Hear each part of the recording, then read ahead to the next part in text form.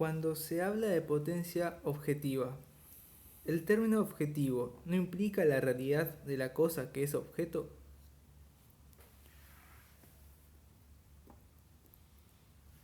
La expresión en potencia objetiva se usa precisamente para decir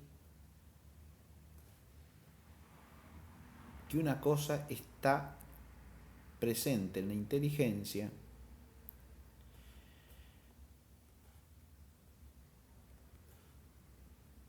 siendo exclusivamente en ella y no al mismo tiempo en la realidad.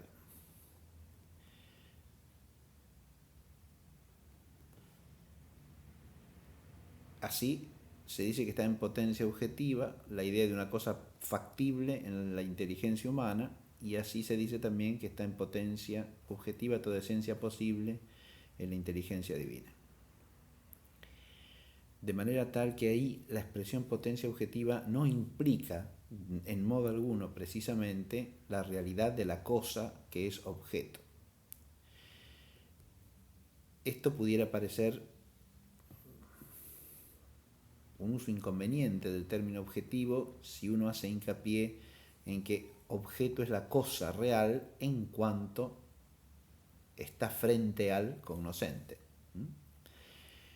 Pero ese tipo de objetividad es precisamente la objetividad de la cosa real.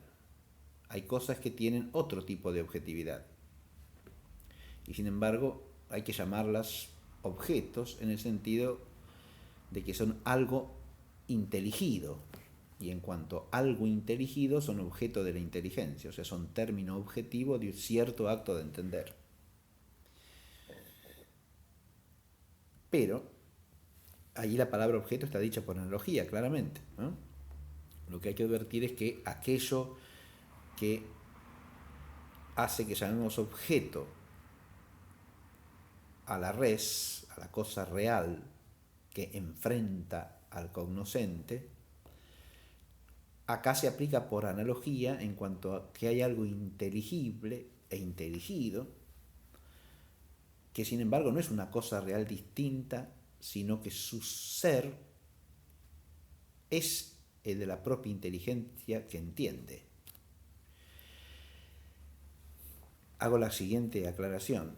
En el caso de la inteligencia humana, ese ser objetivo de la idea factiva está precedido por actos de intelección de alguna realidad necesariamente. ¿Sí?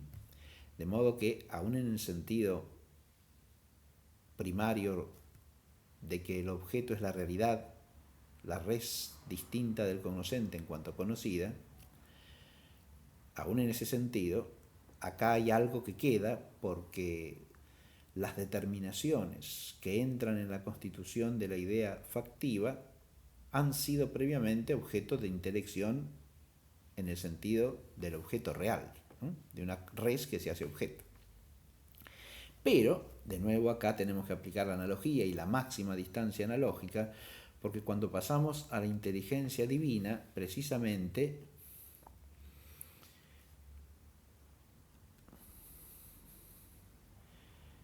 el ser objeto, que hay que decirlo por analogía doblemente aquí, ¿no?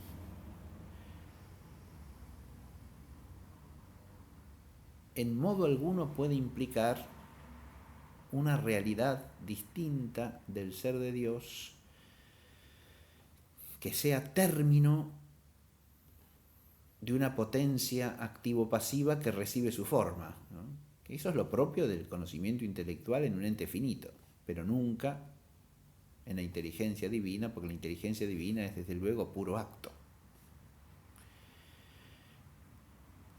Y de hecho lo que tenemos que entender y pensar como propio de la inteligencia divina es que entiende todo en sí misma.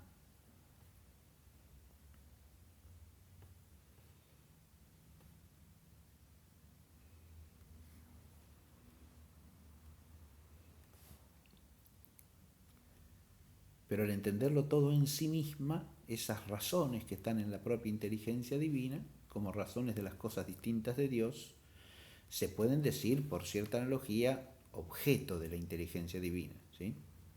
Sin que implique eso que la cosa distinta, por su realidad, sea